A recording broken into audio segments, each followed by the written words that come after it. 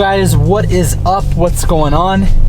I wanted to make a video in the car driving just to talk to you guys because recently I got asked a question, and that was basically like, what's your first mod you'd recommend if you're gonna go down the protune route? And what I basically wanted to explain, and I got asked this on Instagram actually, and I responded to the person and gave him my thoughts on this.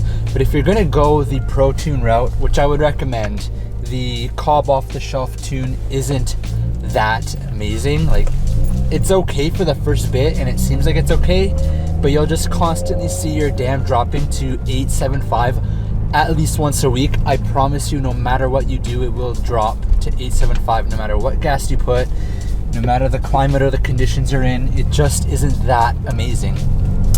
But basically, if you're planning on going down the protune route, it's tough and it's expensive because there isn't one mod to do.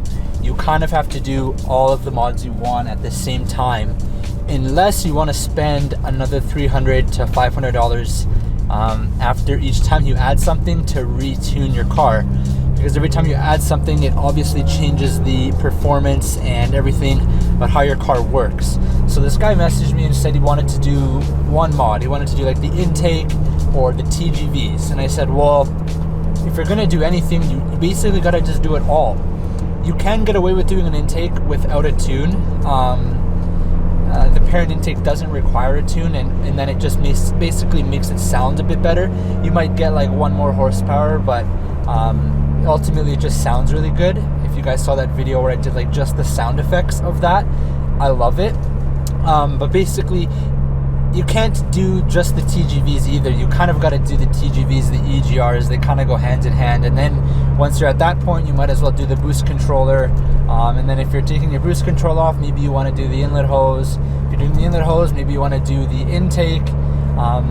It's kind of a chain reaction, and it adds up. Obviously, it's expensive to do everything at once, but I would just recommend save up the money and do all of it at once rather than trying to get away with the Cobb tune for a while.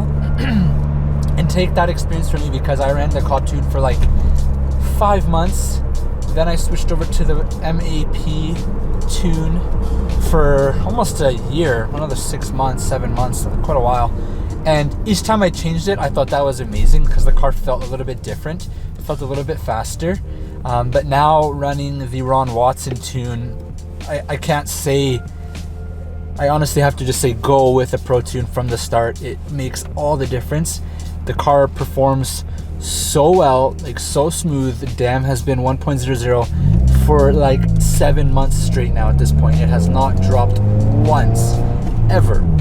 Even switching gas, I've ran some petrol gas because I ran really low one day and I was like, shoot, I'm not going to make it to the gas station I typically go to. So I ran like this Petro Canada.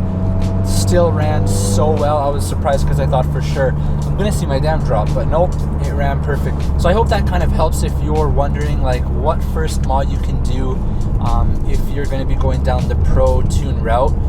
If you are, I think the intake's like the only thing you could do without getting it tuned right away. So let's say you just want to get one thing, or maybe somebody's going to get you like a birthday present or something, and you want to give them a suggestion.